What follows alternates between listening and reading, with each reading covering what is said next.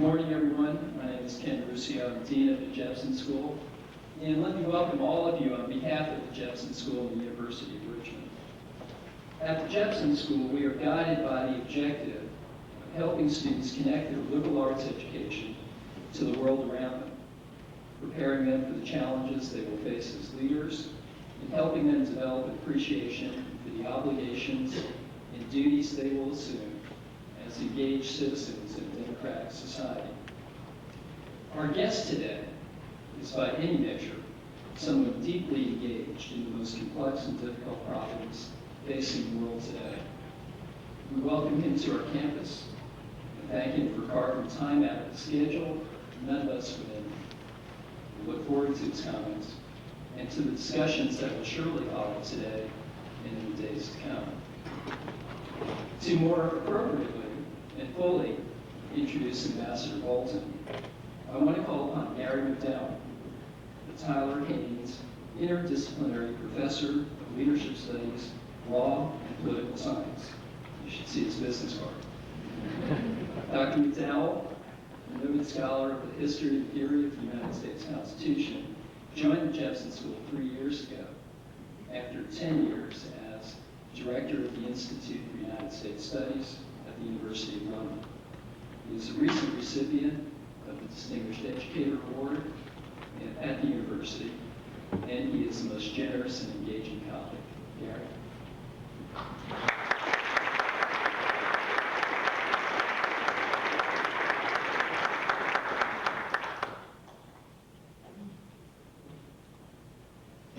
To be dragooned introducing a guest speaker is never one of the things we look forward to, but today is different. John Bolton is an old and dear friend. It's a pleasure to have him with us, and I think you will find what he has to say to us today about the United Nations and the United States in the year ahead to be most informative and probably provocative. When John was nominated by President Bush to be Undersecretary of State for Arms Control and International Security, Senator Jesse Helms proclaimed that this is the kind of man with whom I want to stand and arm again. Some thought that was excessive. But those of us who knew John and had the pleasure of working with him knew that it was true. Because those of us who knew him best understood that in John Bolton, the American Republic had that happy coincidence of a man of great personal courage and deep political conviction. It wasn't just his friends who thought so well of him. I'm going to embarrass John by reading to you from a letter that he received when he was nominated to be Undersecretary, or nominated to be Ambassador to the UN. Dear John, I'm writing this letter in order to let you know how strongly I support your nomination as U.S. Ambassador to the United Nations. On the basis of our years of friendship, I know from experience the great qualities you will bring to the Atlantic coast. You combine, as you do, clarity of thought, courtesy of expression, and an unshakable commitment to justice is rare in any walk of life. But it is particularly so in international affairs. A capacity for straight talking, rather than peddling half-truths, is a strength and not a disadvantage in diplomacy. Particularly in the case of a great power like the United States, it is essential that people know where you stand and assume that you mean what you say. With you at the United Nations, they will do both. Those same qualities are also required for any serious reform of the United Nations itself, without which the cooperation between nations to defend and extend liberty will be far more difficult. I cannot imagine anyone better fitted to undertake these tasks than you. All good wishes, yours ever, Margaret Thatcher. We all agree with Lady Thatcher about John's qualifications. He came to the United Nations after a distinguished public career.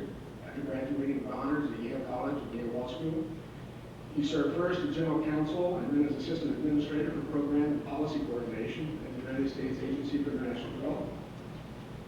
In the second Reagan administration, he served as Assistant Attorney General for Legislative Affairs, where he oversaw the Scalia, Rehnquist, and Bork hearings, among other things.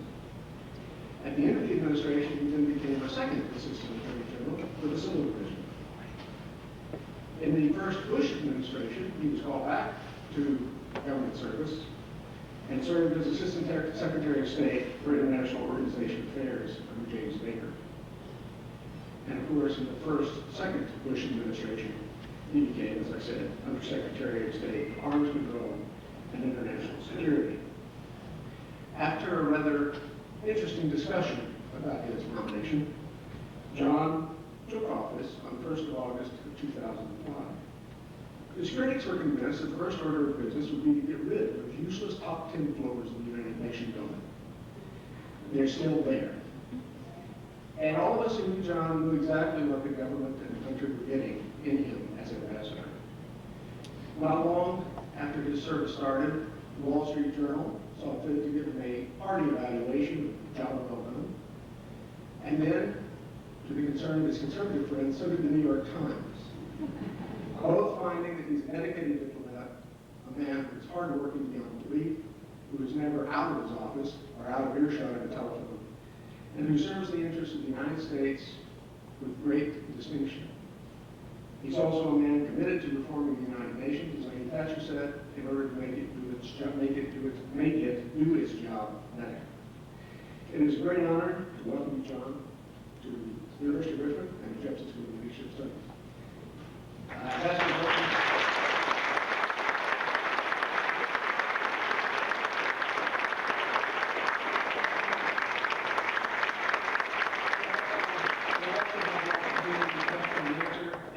The ambassador is on his own for that person.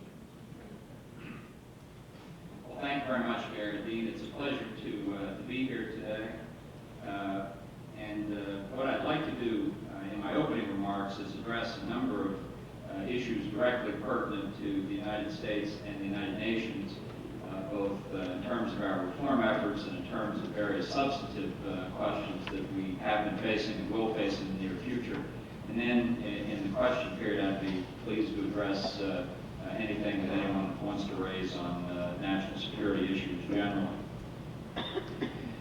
Basically, this is a time of great challenge and risk for the United Nations. After 60 years of varied performance in a whole range of areas, the organization is now besieged in some respects as never before.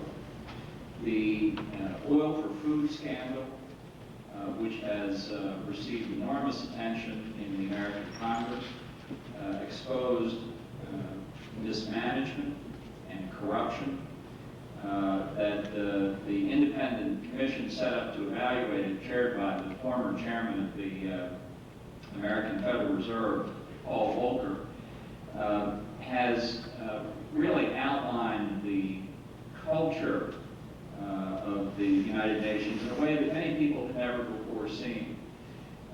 That's why the oil for food scandal has received the attention that it has in Congress. It was a huge program with enormous amounts of waste and corruption, but it didn't spring out of nowhere. It was staffed largely by UN people. It largely followed UN rules.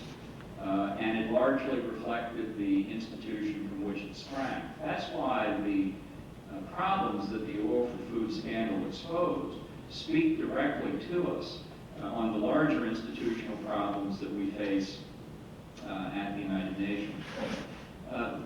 Chairman Volcker testified a few months ago before the Senate Foreign Relations Committee, and a senator asked him, well, Mr. Volcker, after these months and months of investigation, do you think that there's a culture of corruption at the United Nations? And Volcker said, no, I don't think there's a culture of corruption, although there is corruption. I think there's a culture of inaction. And it's the culture of inaction that really speaks to the central problem that we're trying to address in President Bush's reform efforts. But it's also not just scandals like oil for food that have colored the atmosphere surrounding the United Nations. An equally pervasive problem, and one that has not received nearly the attention that one might imagine, but which has been documented in repeated reports and unfortunately continuing incidents, is the problem of sexual exploitation and abuse by UN peacekeepers, the blue helmets sent into conflict and post-conflict situations in international conflicts and internal civil strife. The peacekeepers sent to protect some of the most vulnerable populations in the world, themselves engaging in exploitation of these very same populations. The United Nations has announced a policy of zero tolerance of sexual exploitation and abuse, and yet the problem continues. The Secretariat seems unable to handle it effectively. And there are other problems as well. The pervasive anti-Israel bias in the United Nations. In some respects, this is attacking Israel as a surrogate for attacking the United States when it otherwise might be difficult to do. But the persistence of this bias, even now 15 years after the repeal of the infamous General Assembly resolution that equated Zionism with racism, is something that deeply troubles many Americans and is unfortunately emblematic of the fact that even after the end of the Cold War, in many respects, the work at Turtle Bay in New York is in a time warp, a kind of twilight zone where you go back and find issues that were thought to be resolved years ago or even longer still persist. Here's an example that just happened less than 2 months ago. On an annual day a day of solidarity with the Palestinian people, a day that happens every year because of a General Assembly resolution passed every year. There's no other people in the world that gets an International Day of Solidarity. I once thought, well, maybe I'll introduce a resolution in the General Assembly calling for an International Day of Solidarity with the American people, but I thought that probably wouldn't be worth the time. But every year, the General Assembly creates this International Day of Solidarity. And it's a day of speeches and meetings, the principal purpose of which is to bash Israel. And every year, on this day, the Secretary General of the United Nations speaks to the gathering, the President of the General Assembly speaks to the gathering, the President of the Security Council speaks to the gathering. And every year, as has now been documented, when these worthies and other people come to speak, there has been a map at the podium in an area like this, a map of the eastern end of the Mediterranean. Very interesting map and so on. Its most interesting feature is it does not contain the state of Israel.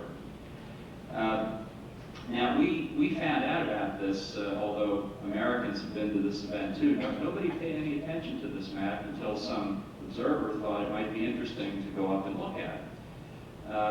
So I wrote to the Secretary General and said, just offhand, why is it that at an event such as this at the United Nations, a member government of the United Nations is not depicted on a map in an official UN meeting, an official UN building? The point of the letter was not to complain that the Secretary General had gone to one meeting where such a map had occurred, but to highlight that map had been there for 30 years, and that Secretary General after Secretary General had gone, and nobody had ever bothered to comment on it. This is an indication of a pervasive problem, an acceptance of an anti-Israel, and as I say, in many cases by inference, anti-American bias that we find unacceptable. Not for the least reason of which is we today have in the president of Iran, President Ahmadinejad, a man who has denied the existence of the Holocaust, a man who has called for Israel literally to be wiped off the map, and who has called for Israel to be moved to Europe or Alaska or whatever his latest idea is. A man who is also leading a government seeking nuclear weapons, and I'll come back to that a little bit later. So when you look at this range of problems, mismanagement, corruption, grave questions of ethical, unethical conduct, and improper behavior by the Nobel Prize-winning blue helmets of UN peacekeeping forces, and a kind of political direction that's not at all suited to solving the problems of the Middle East or really advancing the basic premises on which the organization was founded.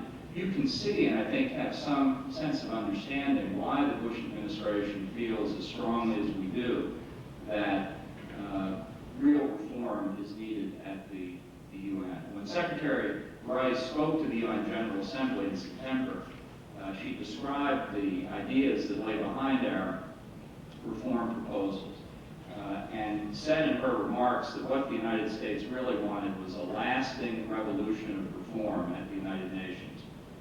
Now, it's not often that an American Secretary of State goes to New York and calls for revolution, but I think the words that she chose, and chose very carefully, were intended to show the depth and the strength of our feeling that we need major change in New York in order to have a more effective, stronger, more responsive, more agile, more transparent United Nations.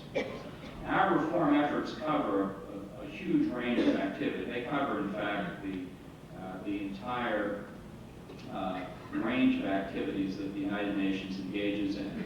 I'd just like to give you a little flavor of this because literally it would take much longer than we have to go through them in some detail. But let me give you just a couple of examples. We have an enormous interest in changing and making more effective the governance structures of the United Nations, the intergovernmental decision-making bodies that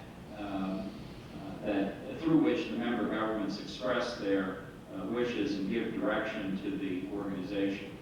And perhaps the most important of those, the most symbolically important, the most well-known, is our effort to change the decision-making machinery concerning human rights. We have concluded, and I think this is a feeling very widely shared in New York, that the existing UN Human Rights Commission is a hopelessly broken device, unable to focus on the world's worst human rights abusers, lost in internal and arcane debates that only people who work in UN buildings in New York and Geneva can appreciate. A place where the worst human rights abusers seek membership precisely to defend themselves against international scrutiny, where in recent years we've seen the Human Rights Commission chaired by Libya, and where some of its most important members have been Cuba and Burma and Zimbabwe. This effort that we're undertaking is, we think, quite important for a lot of reasons, and we're facing enormous difficulty in our efforts to undertake this reform because the opponents of a more effective Human Rights Commission don't want the kind of scrutiny that we think should be given to them. We've said very clearly and we feel very strongly that we won't accept only cosmetic change. We're not going to take just a few minor procedural changes in the existing structure and declare victory, because I can assure you without major change, any new body, any replacement for the existing commission in just a few years will be subject to exactly the same problems. And we're having gone through this enormous effort to get reform, the chances of yet another reform will be essentially zero. So we'll see how successful we are. This is a good metaphor in and of itself of the clash between what Secretary Rice called our desire for a lasting revolution of reform and what Paul Volcker called the culture of inaction, sort of the irresistible force meets the immovable object in the example of the Human Rights Commission, and we'll see where it comes out.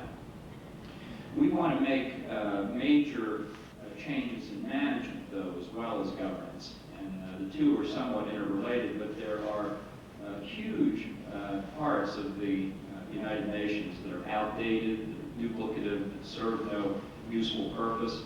Back in the Bush 41 administration, as we call it, when I was at the State Department in charge of international organization affairs, I once had an idea that the United States should only support resolutions in UN bodies that would demonstrably have an effect on the real world.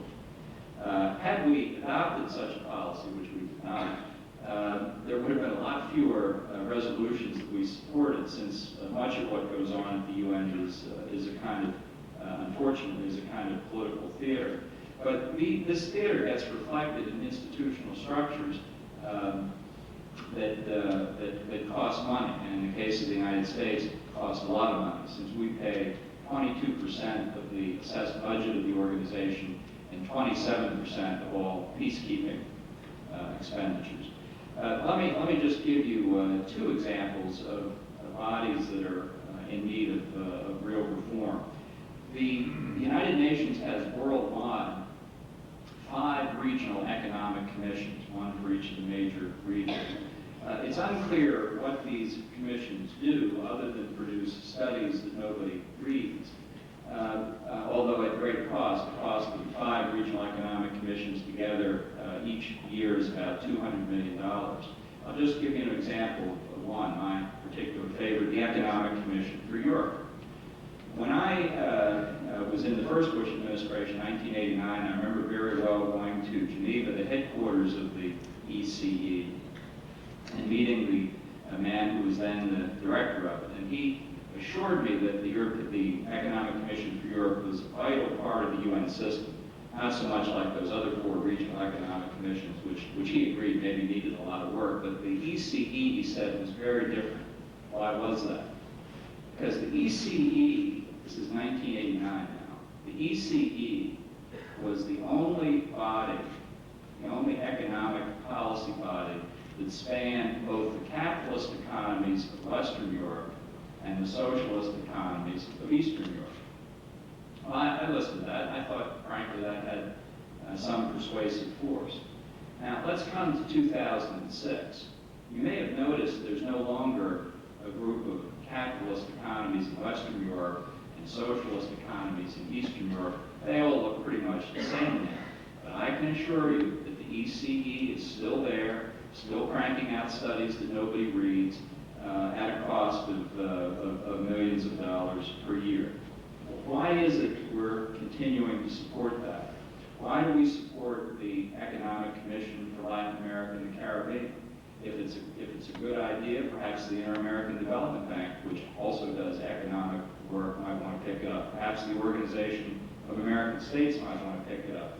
These are the sorts of questions that we need to ask throughout the UN system. There's another body that meets in Geneva, the UN Conference on Trade and Development. This was a body set up years ago as an alternative to the General Agreement on Trade and Tariffs set up by the developing countries.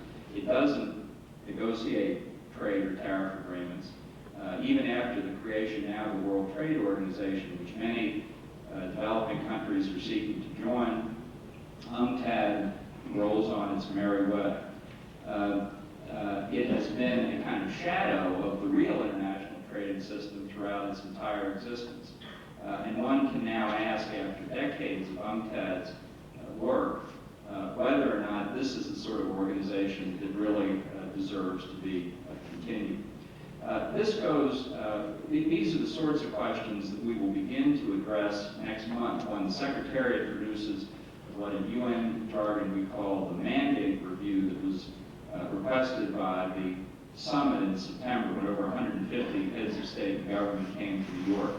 This mandate review will give us an overview of 60 years of mandates that the General Assembly and the Security Council have given to the UN system and allow us to do a review from square one of all what we estimate to be some 3,000 mandates that govern the work of the United Nations. And this is where I think real and substantial reform will take place. Now, some reforms have already occurred. Just in the past few months, the United Nations has created an ethics office. It's only about 30 years overdue, but it's better late than never. We will be seeing the institution of whistleblower policies, although not yet revolving door policies. We will see a range of other activities as well. But the need for this is just as strong today as it ever has been. One of the changes that was adopted just a few months ago was that a new limitation on gifts for UN employees was put into place, a limit of $250 per gift. That replaces the former limit on gifts, which was $10,000 per gift. And no employment applications under the old rules are no longer being taken. The internal UN Inspector General's office just this week released an audit of procurement decisions in peacekeeping, an audit covering the last 6 years, looking at 27 major contracts amounting to total purchases in peacekeeping-related activities of something like $1,060 million. The auditors have estimated that something on the order of between $275 and $300 million of that $1 billion was either fraudulently obtained or wasted.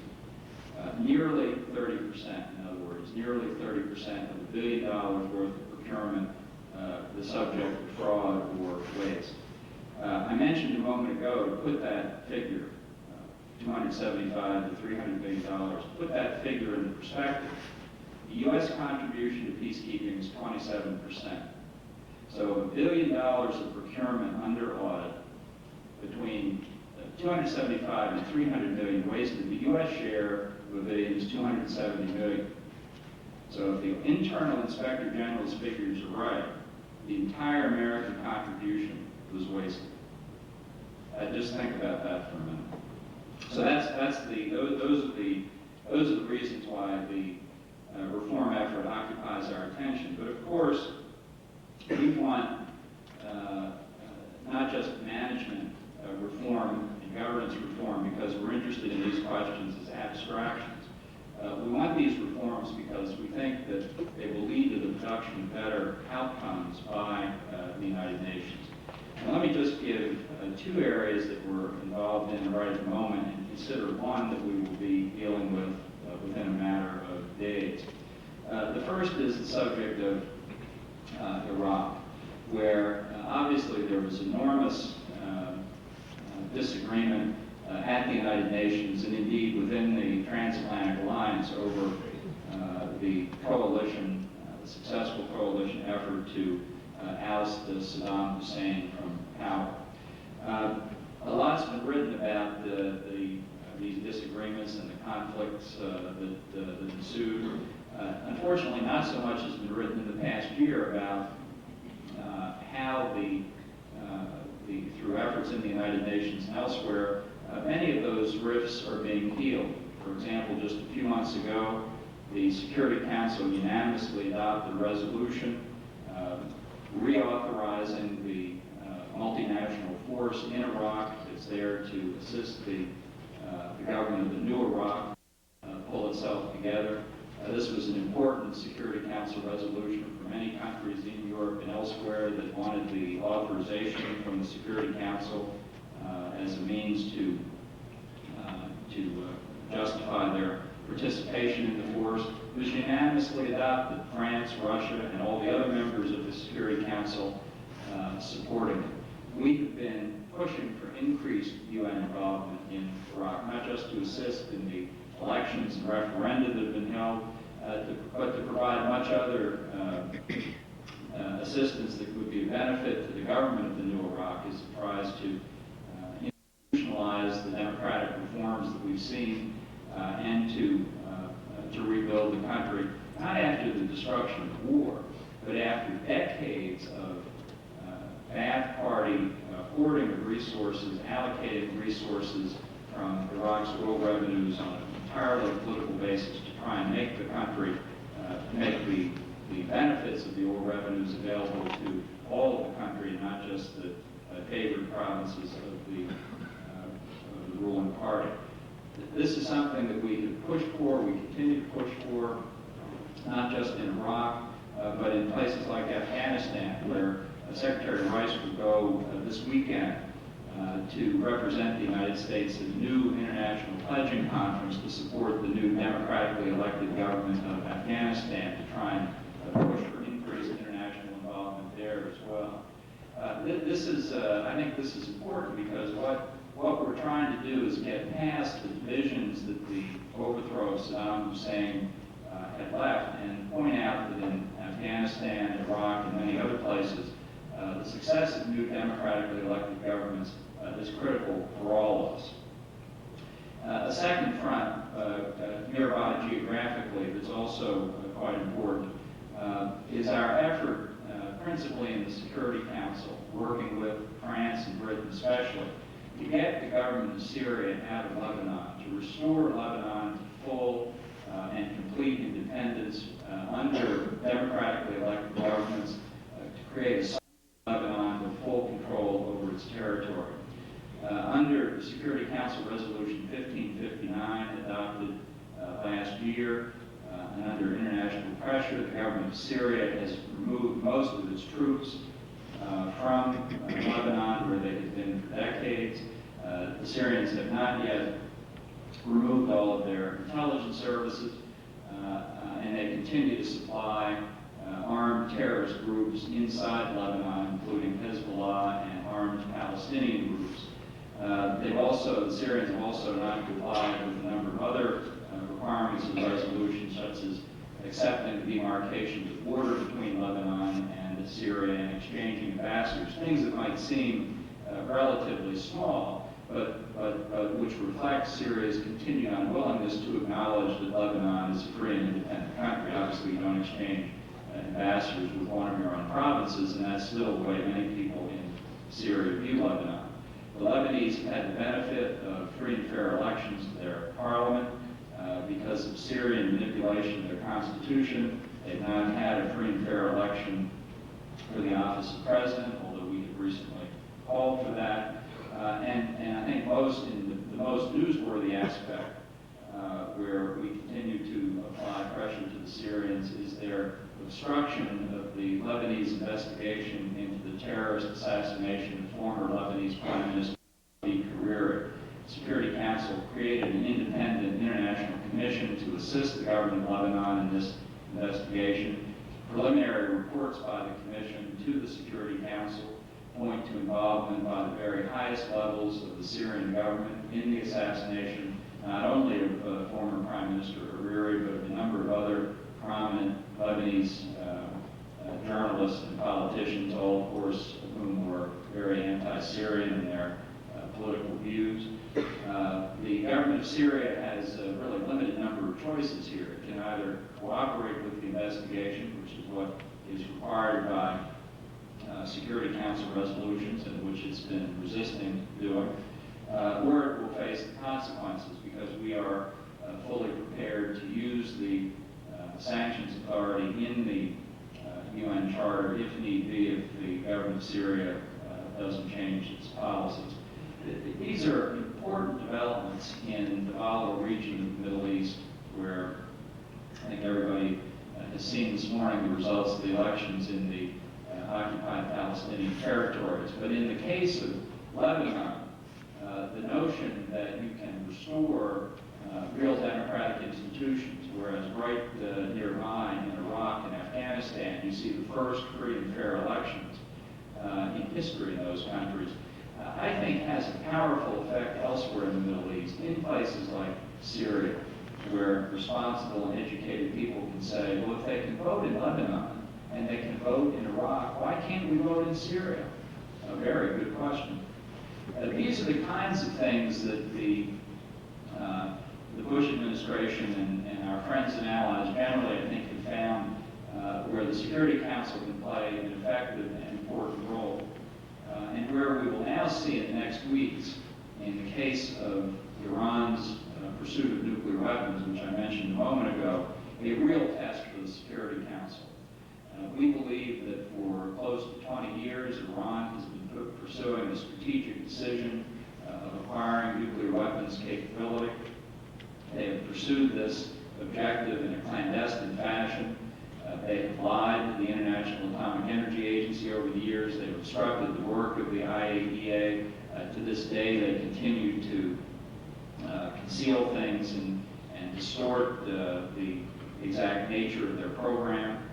We have been pursuing for over 3 years now a course that we hope will lead to the peaceful and diplomatic resolution of this problem. But at the bottom of our policy is the determination that it is unacceptable for Iran to have nuclear weapons, weapons that it's seeking to acquire in violation of its own treaty commitments under the Nuclear Non-Proliferation Treaty, and which are really not, in any sense of the word, militarily significant weapons for Iran. As indeed, the North Korean nuclear weapons program is not seriously intended as a military program. It doesn't truly threaten us in anything like the way that nuclear weapons in the hands of the Soviet Union threatened us during the Cold War. The purpose, the reason rogue states like Iran and North Korea pursue nuclear weapons is for purposes of terrorism. These weapons are intended to intimidate innocent civilian populations with the threat of nuclear annihilation. And it's just, while the level of threat is not existential, as could have been in the nuclear exchange during the Cold War, it's obviously unacceptable for the United States to have itself or any of its friends or allies threatened with this sort of nuclear blackmail. The Iranian nuclear weapons program is a classic threat to international peace and security. That is the phrase in the UN Charter that defines the baseline jurisdiction of the Security Council. We think that it's entirely appropriate to bring Iran before the Council. Our hope and expectation is that at long last, the International Atomic Energy Agency will vote to report Iran's nuclear weapons program to the Security Council. That meeting should come next week in Vienna. And then the Security Council itself will take up the issue of what to do about Iran's program. Now, the basic point here is that the future of that program lies in Iran's own hands. If it made the sensible decision that it would be better off not pursuing nuclear weapons, there would be a whole different future possibilities for relationships between Iran and the United States and many other countries. And there is precedent here. About 2 years ago, the government of Libya made a very, I think, carefully calculated national security decision that it was safer giving up the pursuit of nuclear weapons and continuing to pursue them in private negotiations with the United Kingdom and the United States. The Libyan government followed through on that decision and opened up its facilities to complete inspection by American and British intelligence services, and agreed as part of that arrangement that we would take its nuclear weapons program completely out of the country, which is what we have done. So today, the Libyan nuclear weapons program lives in Oak Ridge, Tennessee, next to which there is ample room for the Iranian nuclear weapons program when they choose to give it up. This is going to be difficult. It's a difficult regime. As I mentioned, President Ahmadinejad's outrageous and unacceptable remarks about Israel. But imagine the risk of a government headed by President Ahmadinejad with that kind of attitude, with his finger on the nuclear button. That's why President Bush believes that an Iran with nuclear weapons is unacceptable, and why we have been pursuing the course we have been, ultimately now leading to the Security Council. And that really gets to the point that I started with, the reason for our reform effort. Having an effective Security Council capable of dealing with threats to international peace and security like Iran's nuclear program is critical for us and our allies. That's the objective we're seeking. That's the purpose of our efforts. Thank you very much.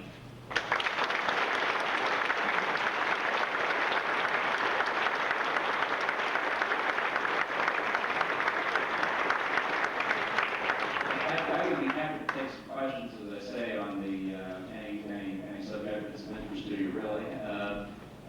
But I understand there'll be microphones that will be coming around, so if you could identify yourself, I'll try and recognize you. Maybe you could just tell me who you are and what your affiliation is. So right there.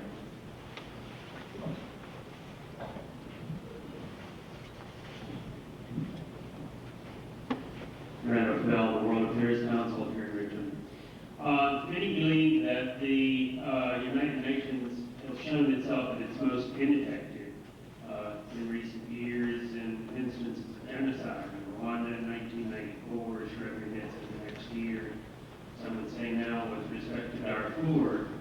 One of the reasons for that, at least many believe, is because of the power of states. The United Nations, after all, reflects the circumstances of 1945 when the international community consisted of states and the relationships among states. We now find ourselves increasingly in the presence of transnational threats that don't emanate from that. Others would comment that because of the power of states in the UN system, action against genocide can always be vetoed. Certainly the people who commanded the forces in Rwanda and in Srebrenica, the UN commanders felt they lacked mandates to take a more corpuscular approach. Some would say that among those who do not want those mandates strengthened might be the United States itself, because it has always historically resisted granting authority or intervention in cases of genocide. Could you comment on that and how the United Nations could be made leaner and meaner in the combating and control of genocide? Well, I think that, let me address the first part of your question, because I think it's important, and that's the subject of the role of states in international affairs. I mean, it has been true historically, and remains true today, that some states are stronger than others. And I mean that not simply in the arena of military force, but I mean some states have the ability to conduct affairs in ways that other states simply do not.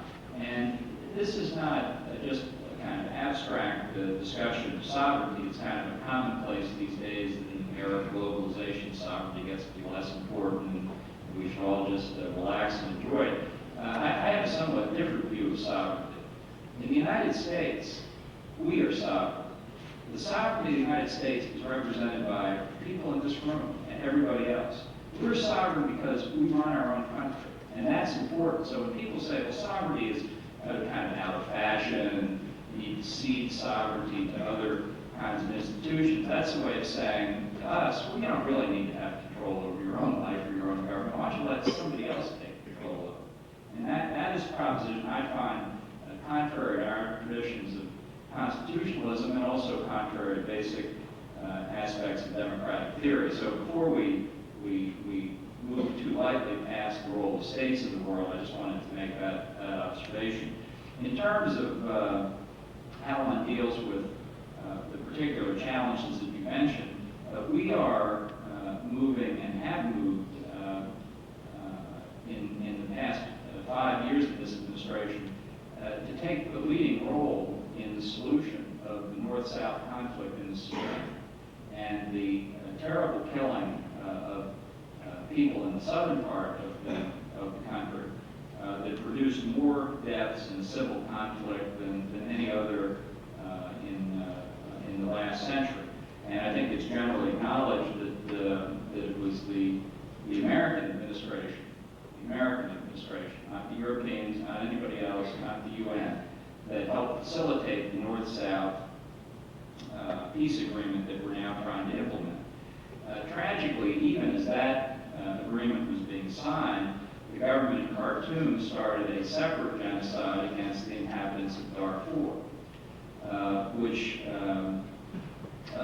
a situation which continues and in which the security of the people of Darfur remains perilous, and where the situation continues to worsen.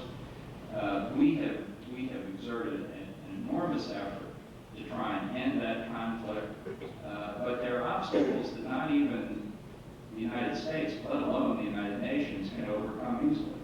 The rebel groups in Darfur are divided among themselves and are killing each other. They don't need help from the government of Khartoum to do that, although the government of Khartoum's own forces there are only too willing to be involved. We have supported, at the request of the African Union, an African Union peacekeeping force. Our conclusion, although we don't believe that mission has failed, is that it needs to be replaced by a UN force, which we are trying to get. But part of what we have to do is convince the African Union to agree to hand over to the United Nations. Now, I think we're going to succeed at that. But it's not something you can snap your fingers and do. I wish it were. The government of Sudan itself has not consented to the sort of mission that we think ought to be undertaken. But we're going to work on that as well. So I think that the efforts of the United States into Sudan in particular are really in the forefront of trying to resolve that problem, and I'm quite happy with our effort. Try and get around the room here if I can, but failing that, I'll try this gentleman back there. Yes, Richard Holmquist, UNESCO. I would like to know, since any attack by Iran on Israel with nuclear weapons would obviously result in many thousands of deaths in neighboring Arab countries. Are we doing anything at the United Nations or elsewhere to enlist Arab countries' support for stopping the Iranian march toward nuclear weapons? Thank you. Well, that's an important question, and one that I can say we're working very hard on that, both in the context of the vote that we expect next week in the International Atomic Energy Agency and more broadly. In my previous job, I consulted extensively with the Arab states of the Persian Gulf, who know acutely what the risks are of an Iran with nuclear weapons, and so do many others.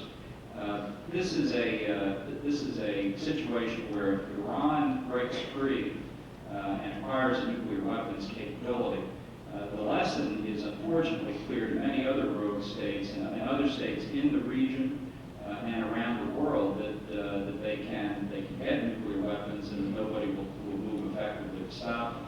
So for us, this is along with North Korea, these are probably the two programs of most concern in the area of weapons of mass destruction everywhere, and it's particularly for the countries of the region, the Middle East, which have to worry about an Iran, not only with the ballistic missile capability, but an Iran that would give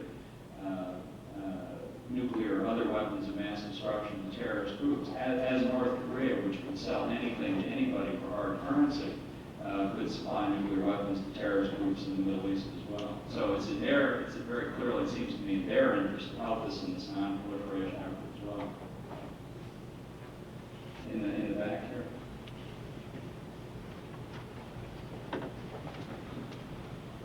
I would like to know what the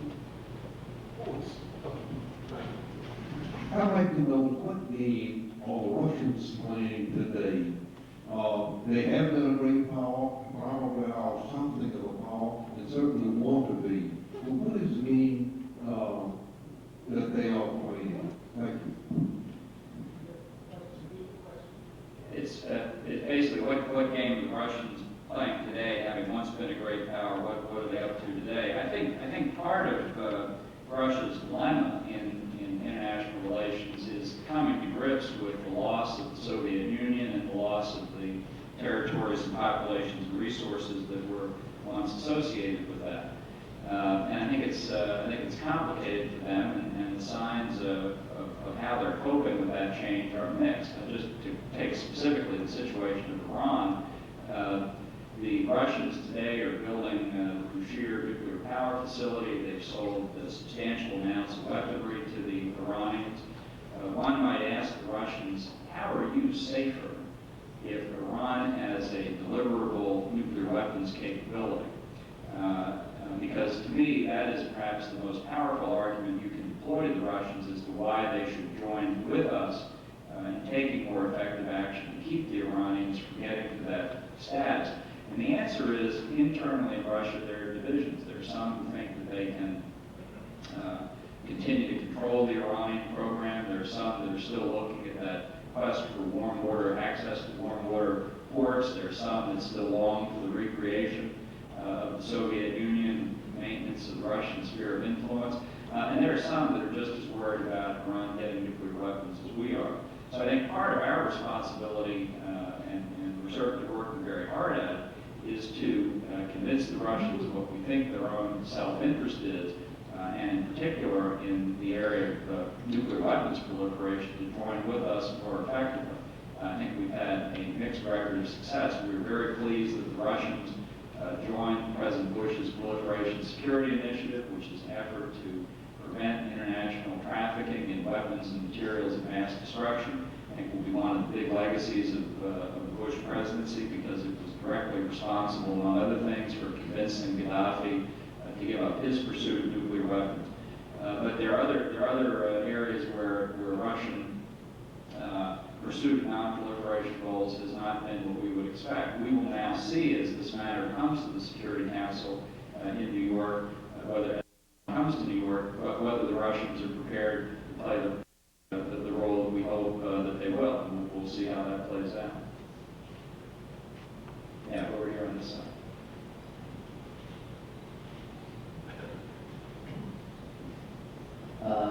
I'm an undergrad here at University of Richmond. First, I just want to thank you for coming down here mentioned that there was an anti-American bias in the UN, and you said it was inferred from an anti-Israel bias. And I don't want to accuse you of being over-eager to perceive a threat, but I'm wondering if you could clarify on some of the things that you perceive to be anti-American policies in the UN.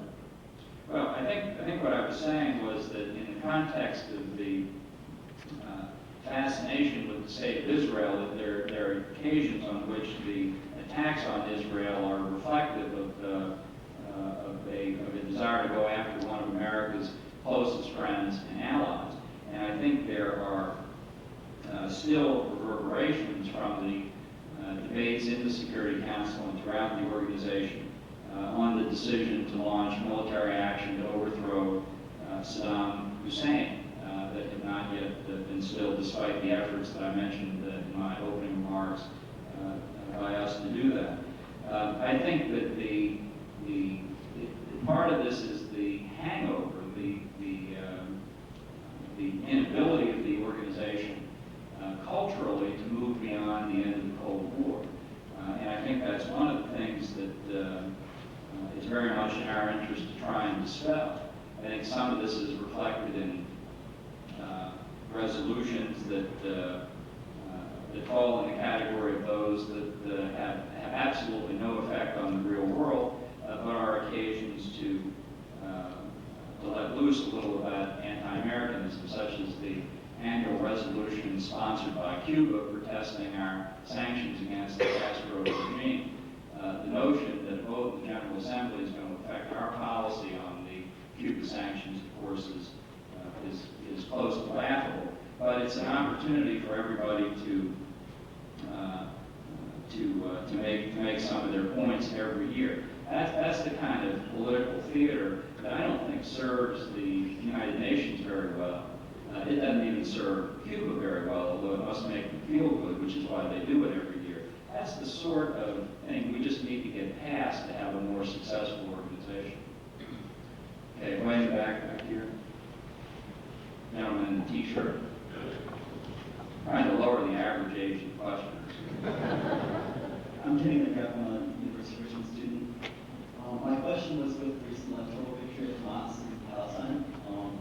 How do you think that's going to change the prospects of peace abilities? And do you think, is the UN going to be able to work with the Hamas-led cabinet in Palestine? Well, that's obviously a critically important question for which at this point, several questions for which at this point there are no particularly good answers. I think yesterday President Bush and Secretary Rice both spoke very carefully about a couple of key points. I hate to assure any reporters in the room I'm not about to commit news. I'm not going to say anything different than what they said. But Secretary Rice made it very clear that you can't have one foot in the political realm and another foot in the realm of terrorism. And she said our policy on Hamas has not changed. To be an effective interlocutor with Israel in the peace process, the Palestinian side has to be free of terrorism, not just rhetorically renouncing terrorism, but it has to give up terrorism as a means of affecting political outcomes. They have to accept the existence of the state of Israel. They can't, as Hamas and other terrorist groups have said, continue to advocate the elimination of the state of Israel.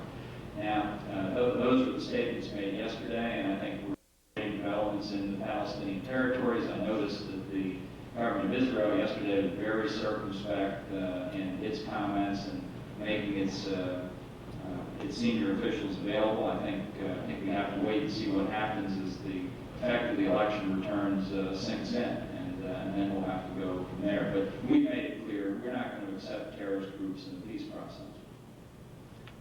Yeah, the lady in the back here. No, sorry, in the back. Sorry. Hi, my name is Jason. I'm also a student here in Durham.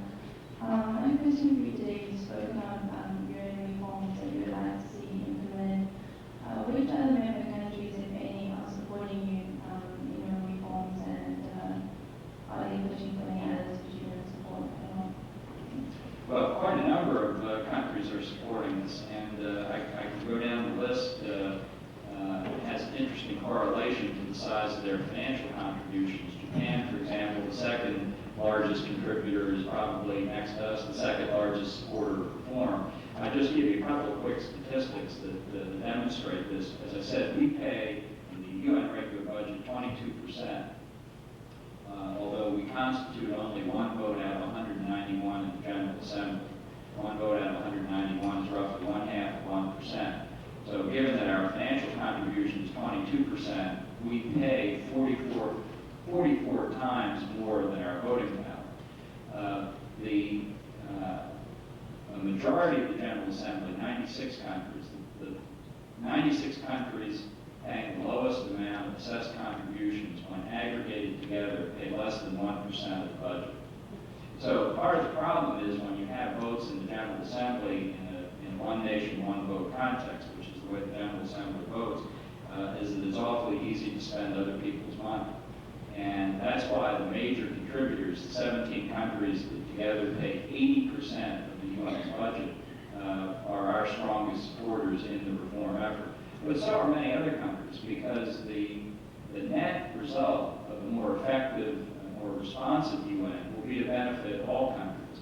And what we're trying to do is shake loose the notion that things are just fine in New York, and that the organization is working well. A reformed UN would be a more attractive vehicle for the United States and other countries in the solution of international problems. So our very strongly held view is that a successful reform effort will be to benefit all members of the United Nations, and that's part of the persuasive effort that we're undertaking to bring more countries into supporting the reforms. Let me just take two more questions here, and the lady who had stood up here, if you would hand her microphone.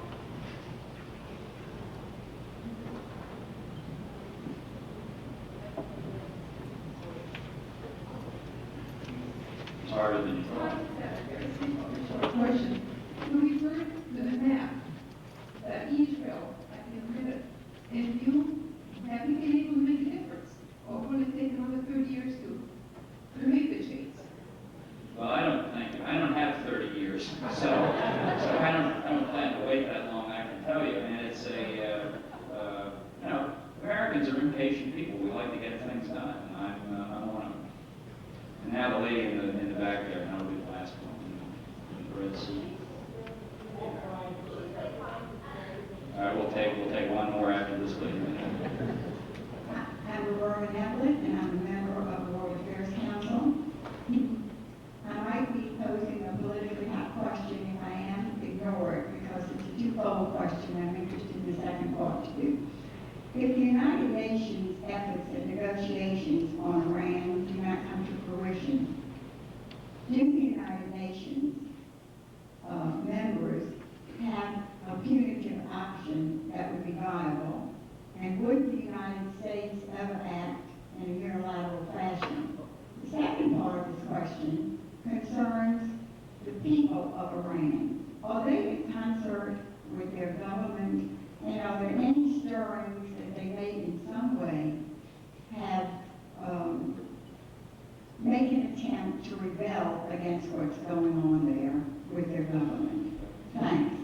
Thank you. Well, in response to the first question, the President's been very clear that we never take any option off the table. And while we are determined to pursue a political and diplomatic course, he has said again and again that Iran with nuclear weapons is unacceptable. And he thinks, he worries about the threat that Iran poses, and he knows, and I've heard him say it publicly, I've heard him say it privately, that he worries about the prospect of a nuclear holocaust if Iran can achieve a nuclear weapons capability.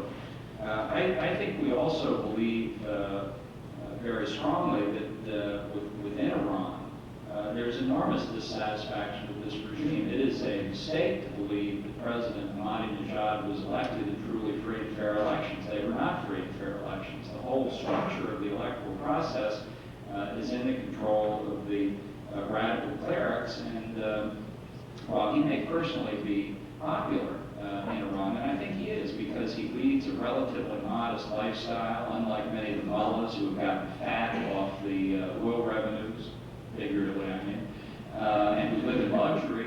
he has a personally modest lifestyle. He's known as such when he was mayor of Tehran. So, but don't mistake popularity for true democratic legitimacy, because this regime does not have it. The satisfaction we saw in the early years of the century of rioting in many of the major urban areas of Iran, I think has slackened off somewhat, because $60 a barrel plus for the price of oil has given the mullahs an incredible resource to use to quell domestic dissatisfaction. But I know from talking to many Americans of Iranian descent who obviously still have family and friends and many contacts throughout the country, that I think this regime is not reflective of the Iranian people at all. Now, there's one lady over here whom I'm sorry, I beg your pardon. This will be the last question. I'm Dana Sampson with the AP. And Now I know I wanted to ask you a question. now, I was just wondering if you think that referring Iran to the Security Council is just going to make them dig in deeper and have more resolve to develop the nukes. Well, I think their resolve to develop nuclear weapons is clear already. They've been pursuing this policy for at least 18 years that we know of. They are, in the current mode, is one familiar to those who watched the Iranians for years. They're now in the threatening mode. Is if you don't do what we want, we will throw the IAEA inspectors out. We'll withdraw from the Non-Proliferation Treaty. We'll do this. We'll do the other thing. And I think, as we watch, for example, particularly the European countries that have been trying to negotiate a diplomatic resolution to this, they've listened to this. They watched this Iranian tactic. They watched the Iranians throw sand in their eyes for the past 3 years to obscure their failure to comply with the existing IAEA resolutions. And they've now reached the point, as they announced in Berlin on January the 12th, that they support the long-held American view that we need to take Iran to the Security Council. Now, I don't pretend that taking Iran to the Security Council is the answer. This will be a major test of the Security Council's effectiveness in the area of nuclear weapons proliferation. But if the Security Council can't deal with a problem like Iran's nuclear weapons effort, then you have to ask whether it can deal with questions of proliferation at all. So it is a test, but it's an important test, and it's one we're determined to bring to the Council, and hopefully we will bring it there next week. Okay, well, thank you all very much for coming.